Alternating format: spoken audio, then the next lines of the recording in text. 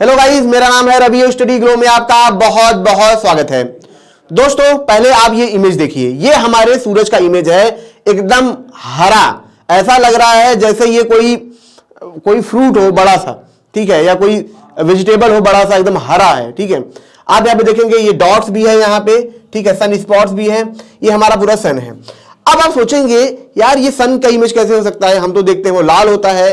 तो मैं आपको ये बता दूं कि ये जो इमेजेस ली गई हैं, ये ली गई हैं अल्ट्रावायलेट रेडिएशन होती है, तो उस वेवलेंथ के बीच में ली गई है। वो वेवलेंथ कितने के बीच में थी? 200 नैनोमीटर से लेके 400 नैनोमीटर के बीच में ये जो इमेज लिया गया है सन का लिया गया है। अब आप सोचेंगे भला ये कैसे लिया गया? तो ये लिया गया है, आपको याद होगा जो आदित्य L1 मिशन था, जिसके तहत क्या था, हमें सूरज के चारों तरफ एक स्पेस क्राफ्ट भेजना था, जो कि लैग्रांजियन वंट जो L1 पॉइंट है धरती और सूरज के बीच में, वहां पे उसको स्थापित होना था। तो अब वही सारा कारनामा कर रहा है। मैं आपको बता दूं उसमें 7 पेलोड लगे थे। उन 7 पेलोड में से ये एक और पेलोड था जिसका नाम था सूट, और सूट ने ही ये सारा काम किया है। वो क्या कर रहा है, लगातार सूरज की अल्ट्रा वायलेट रेडिएशन इमेज ले रहा है, ठीक है, और जिसकी वजह से यहां पे हमें ऐसे इमेजेस देखने के लिए मिल रहे हैं। मैं कुछ और इमेजेस दिखाता हूं, आपको समझ में आएगा किस तरीके से इसने इमेजेस लिए हैं। फिर हम बात करेंगे आखिर ये इमेजेस लिए क्यों गए। ऐसा तो नहीं था कि हमें कोई प्रदर्शनी लगानी है कि हमने इमेज ले लिया, मेला लगा लिया, भैया देखो हमने ये किया है।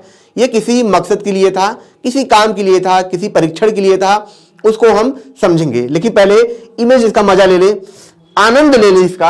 आप जरा देखिए, ये हमारे सूरज की इमेज है। आप कल्पना कर सकते हैं ऐसी इमेजेस हमें देखने के लिए मिल रही है, और किसके द्वारा? हमारे अपने वैज्ञानिकों के द्वारा, हमारे अपने संस्थान के द्वारा, हमारे अपने स्पेस क्राफ्ट के द्वारा।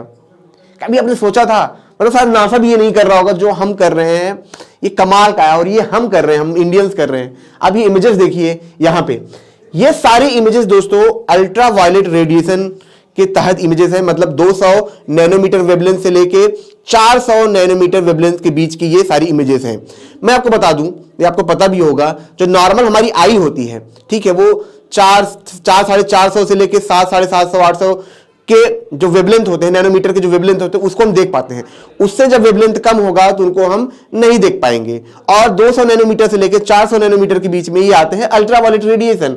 इनको हम नहीं देख सकते हैं, इनको हमारी आंखें नहीं देख सकती हैं, लेकिन ये इतने खतरनाक होते हैं क्योंकि इनका वेवलेंथ कम है, यानी कि इनकी जो साइज है वो क्या है, कम है। और लाइट के साथ ऐसा होता है, जब लेंथ कम होगी तो उसकी एनर्जी बढ़ेगी, लेंथ कम होगी एनर्जी बढ़ेगी, लेंथ बढ़ेगी तो एनर्जी छोटी हो कम होगी। तो यहां पे लेंथ कम थी, 200 से 400 नैनोमीटर के बीच में था, तो इनकी एनर्जी ज्यादा होती है, जिन्हें हम अल्ट्रावायलेट रेडिएशन कहते हैं। आपने सुना भी होगा कि इन्हीं रेडिएशन से अगर ये हमारे चमड़े तक पहुंचेंगे, हमारी स्किन तक पहुंचेंगे, तो हमें क्या होगा, स्किन कैंसर हो जाएगा, जिसे ओजोन लेयर क्या करता है, रोकता है, थामता है। और इसी को देखते हुए ये सारे निरीक्षण किए जा रहे हैं। हालांकि ये सिर्फ अल्ट्रावायलेट रेडिएशन का ही निरीक्षण नहीं करेगा, मैं आपको बताऊंगा कि ये किस वजह से क्या क्या हमें दिख सकता है जो अभी तक नहीं हुआ था। यानी कि हम सन की गहराई तक जा सकते हैं, उसकी गहरी सतह को जाके देख सकते हैं, जो अभी तक नहीं हुआ था। अभी तक जितनी भी हमें इमेजेस मिलती थी वो सिर्फ ऊपरी सतह की मिलती थी, लेकिन यहां पे पहली बार ऐसा हुआ है कि हम सन के कई सारे सतह को हम देख सकते हैं। यही इसकी खास बात है। अब हम दोस्तों समझेंगे आखिर ये काम क्या करेगा, क्या करेगा ये काम जिसकी वजह से ये बहुत ज्यादा इसका माहौल बना हुआ है। तो मैं आपको सिंपल बात बता दूं, यहां पे आपको पता है सन बहुत बड़ा है, सन बहुत ही बड़ा है, और सन के जो फ्लेयर आते हैं, सन के जो तूफान आते हैं धरती तक, सन के जो करोनल वो होते हैं, होल बनते हैं, जिसकी वजह से यहां तक रेडिएशंस आते हैं, उनका एक बहुत बड़ा रोल है। कभी कभी आप देखेंगे अल्ट्रावायलेट रेडिएशन भी बहुत ज्यादा आते हैं, ठीक है। तो वैज्ञानिक ये जानना चाह रहे थे कि ये पूरा स्ट्रक्चर कैसे काम करता है। तो उसी में एक पेलोड था सूट, जो ये काम कर रहा था कि लगातार थर्मल जो रेडिएशन है या अल्ट्रावायलेट रेडिएशन है, इनको क्या कर रहा था, वो कैप्चर कर रहा था। लेकिन कैप्चर कैसे कर रहा था? कैप्चर कर रहा था 11, समझ रहे आप, 11 लेवल पे, मतलब 11 अलग अलग वेवलेंथ का ये इमेज कैप्चर कर रहा था। क्यों कर रहा था, आप बात समझिए। जो ऊपरी सतह है कोरोना, उसका जो टेम्परेचर है वो कितना है, 1.5 मिलियन डिग्री सेल्सियस के आसपास, ये इतना ज्यादा है। फिर उसके नीचे आप जाएंगे क्रोमोस्फेयर, जो क्रोमोस्फेयर का आप देखेंगे, ठीक है दोस्तों, ठीक है, जो क्रोमोस्फेयर है यहां पे आप देखेंगे इसका जो टेम्परेचर होता है वो 11,000 10,000 के आसपास बीच में होता है। फिर यहां पे आप फोटोस्फेयर है, इसका भी टेम्परेचर लगभग उतना ही होता है। आप एक चीज देखेंगे, कि जब हम सरफेस के नीचे जाएंगे, ठीक है, तो यहां पे क्या है, थोड़ा सा टेम्परेचर बढ़ेगा। तो जब यहां पे टेम्परेचर बढ़ने का क्या मतलब है? टेम्परेचर बढ़ने का मतलब है कि वो अलग तरह के रेडिएशन निकाल रहा है। जैसे आग है, वो गर्म है। वो गर्म क्यों है? क्योंकि वो उस वेवलेंथ की रेडिएशन निकाल रहा है, इस वजह से वो गर्म है। ये चीज ठंडी क्यों है? ये जो आप ये देख रहे हैं, ये हमें इस कलर का क्यों दिख रहा है? ठीक है, ये बोर्ड हमारा ऐसा क्यों है? क्योंकि इस तरह का ये कलर निकाल रहा है। तो जैसा जो वेवलेंथ निकालता है वैसी उसकी हीट होती है और वैसे इसके पिक्चर होते हैं। तो यहां पे वैज्ञानिकों को पता था, अगर हम अलग अलग वेवलेंथ का क्या करें, सिर्फ पिक्चर लें, यानी कि अगर एक सूरज है, ये क्या कर रहा है, 200 वेवलेंथ का भी निकाल रहा है, 1000 वेवलेंथ का भी निकाल रहा है, 1500 का भी निकाल रहा है, मतलब सब निकाल रहा है, ठीक है, 100 वेवलेंथ का भी निकाल रहा है। लेकिन हमने एक ऐसी मशीन बनाई कि वो क्या करेगा, हमें सिर्फ अगर चाहिए कि मुझे सिर्फ 100 वेवलेंथ का इमेज लेना है, सिर्फ 100 वेवलेंथ की लाइट को ही हमें कैप्चर करना है, हमें बाकी को हटा देना है, तो हम उसका लेंगे। तो यानी कि अगर आप देखिए यहां से जो नीचे की सरफेस है, मान लो फोटोस्फीयर है, ये क्या कर रहा है, ये अपना मान लीजिए कि ये 200 नैनोमीटर का वेवलेंथ निकाल रहा है, तो हमें जो इमेज दिखेगी, हमें इमेज दिखेगी फोटोस्फीयर की। अब बात समझ में आई? यानी कि जो इमेज अभी तक हम नहीं देख पा रहे थे उसको हमने देख लिया, जो अंदर छुपा हुआ था हमने उसको देख लिया। अब हमें चाहिए क्रोमोस्फीयर की, तो हमने क्रोमोस्फीयर का जो वेवलेंथ आया हमने सिर्फ उसको ही कैप्चर किया। तो हमने देखा, ओ क्रोमोस्फीयर ऐसा है, यहां पे इतने टेम्परेचर है, यहां पे इतने होल्स हैं। फिर हमने क्या किया, सिर्फ कोरोना की इमेज लिया, जो उसकी वेवलेंथ थी हमने उसको ही लिया, बाकी लोगों को हमने फिल्टर करके हटा दिया। तो हमें किसकी इमेज मिली? यहां पे हमें मिली कोरोना की इमेज। तो यहां पे अगर आप देखेंगे, यहां पे मैं आपको दिखाऊं, तो ये जो इमेजेस आप देख रहे हैं, ये जो इमेज है, ये जो इमेज है, ये जो इमेज है, ये जो इमेज है, ये इमेज है सन की है, लेकिन अलग अलग वेवलेंथ की है। मतलब हमने सिर्फ एक ही वेवलेंथ को आने दिया है, बाकी वेवलेंथ को हटा दिया। भैया फलाना ठिकाना दूर जाओ, सिर्फ यही वेवलेंथ अंदर आओ। समझ रहे हो आप बात? तो यहां पे यही हुआ है कि हमने एक एक वेवलेंथ की हमने क्या किया, फोटो लिया है, अल्ट्रावायलेट इमेजेस लिया है, और यहां पे हमें ये इमेजेस मिले हैं, जिसकी वजह से आप देखेंगे हमें स्पॉट बहुत आसानी से दिख पा रहे हैं। यहां पे आप देखेंगे हमें ये पैचेस दिख पा रहे हैं कि यहां पे क्या है, लेस डेंसिटी है, जिसकी वजह से क्या होता है, सौर तूफान बनते हैं। देखिए यहां पे नहीं दिख रहा है, लेकिन हमें यहां पे आसानी से दिख रहा है, ये पैचेस दिख रहे हैं, यहां पे भी लेस डेंसिटी है, समझ के रहियो, ठीक है। ये यहां पे पूरा है। आप देखेंगे हमें अलग अलग इमेज में अलग अलग चीजें मिल रही है, हमें चीजें साफ सुथरी समझ में आ रही है, हमें टेम्परेचर समझ में आ रहा है। सबसे बड़ी चीज कि जो अल्ट्रावायलेट रेडिएशन आती है धरती पे, जिसकी वजह से कैंसर होता है, हमें उसकी भी समझ मिलेगी, कितनी मात्रा में आ रही है, कब ज्यादा होंगी, कब बढ़ेंगी, हमें पूरा डेटा यहां पे मिल रहा है। और इस वजह से इनको यहां पे लॉन्च किया गया था। तो ये सारे पेलोड में ये सबसे अहम पेलोड है जो ये काम कर, इसका नाम है सूट।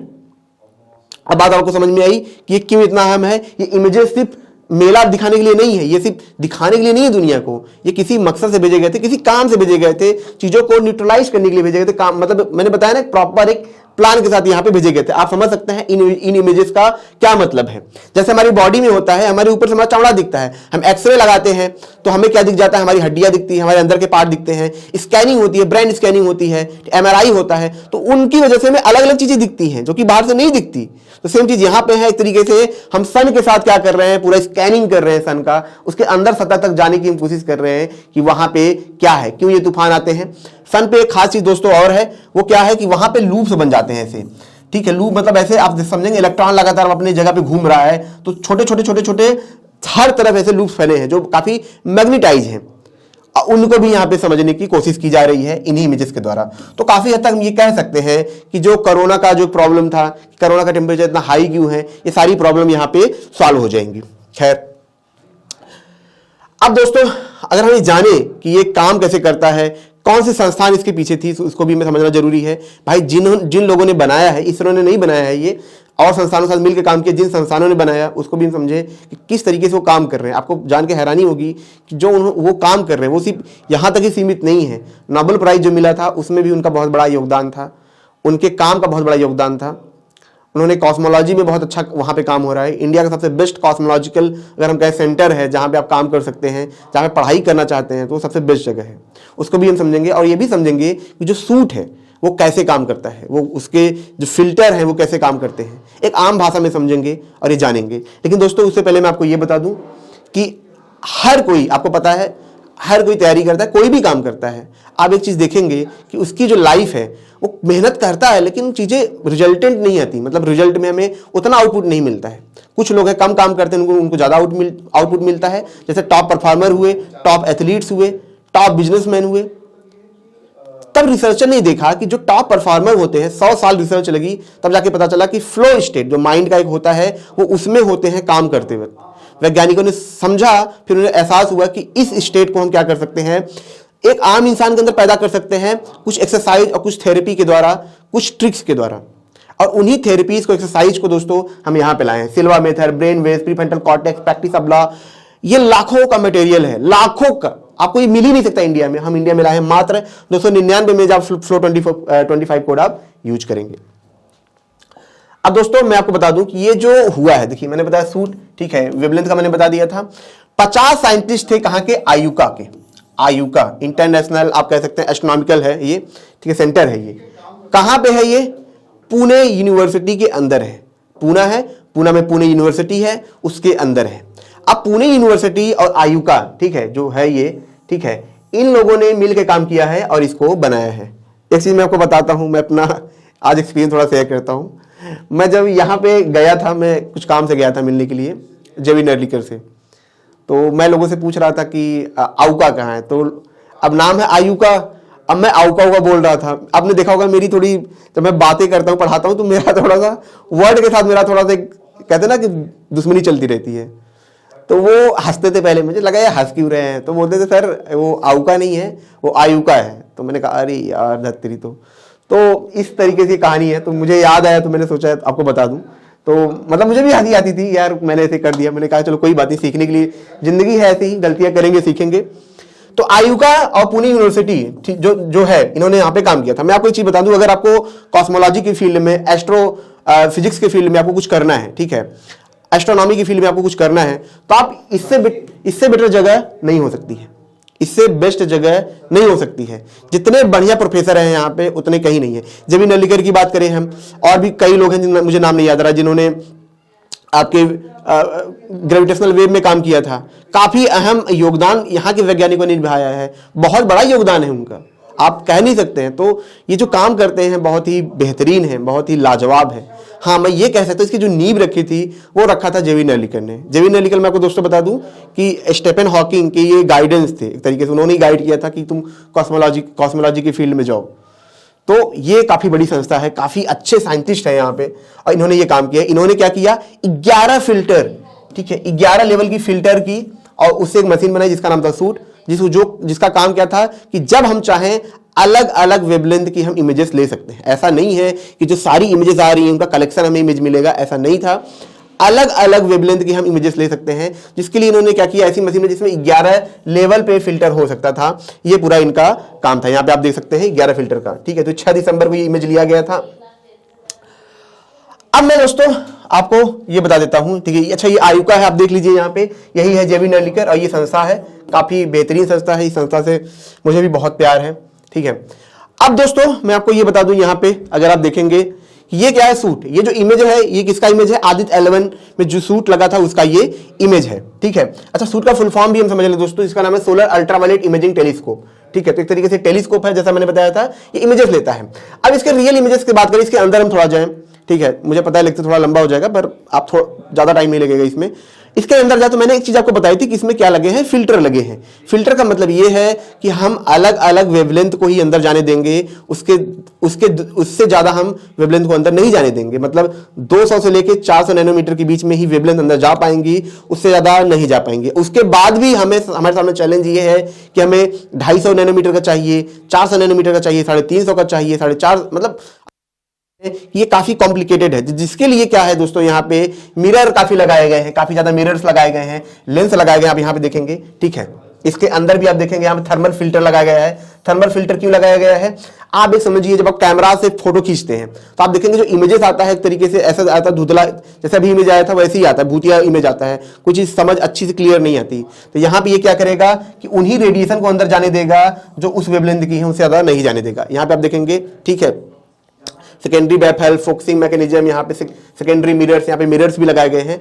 तो यहाँ पे प्राइमरी मिरर असेंबल किया गया है। मीन ये है कि हमें छान के वेवलेंथ को भेजना है और उन इमेज को कैप्चर करना है, लोगों को दिखाना है। तो यहाँ पे आप देखेंगे ये पूरा यहाँ पे इस तरीके से बना गया। लास्ट में क्या है, डिटेक्टर, यहीं से क्या होता है, इमेज कैप्चर होता है। जैसे कैमरा होता है, आगे लेंस है, क्लिक किया, पीछे डिटेक्टर है, उसने कैप्चर किया। सेम काम इसका है, लेकिन काफी एडवांस है, काफी टफ है इसको बनाना, मतलब बहुत मुश्किल है, हम बता नहीं सकता मैं। तो दोस्तों ये छोटा सा लेक्चर था, अगर ये आपको अच्छा लगा हो इसे लाइक करें, कमेंट करें, शेयर जरूर करें। देखा आपने कितना सारा नॉलेज आपको मिला साइंस का, आप समझ, बहुत सारी चीजें आपको समझ में है। तो अब जब दोस्तों को शेयर करेंगे तो उन्हें भी ये नॉलेज मिलेगा। और जैसा कि मैंने बताया कि हमारा फ्लो का कोर्स आप जरूर अवेल करें, ठीक है। इससे आपकी जो लाइफ है, जो स्ट्रगल है आपका इतने सालों तक, इतना परेशान हो रहे हैं, वो सारा खत्म हो जाएगा। इतना आपने चांस लिया है ना, तो एक जो नॉलेजेबल चीज है उसके पीछे आप चांस लेके जरूर देखिए। मिलते हैं नेक्स्ट लेक्चर में। Thank you so much.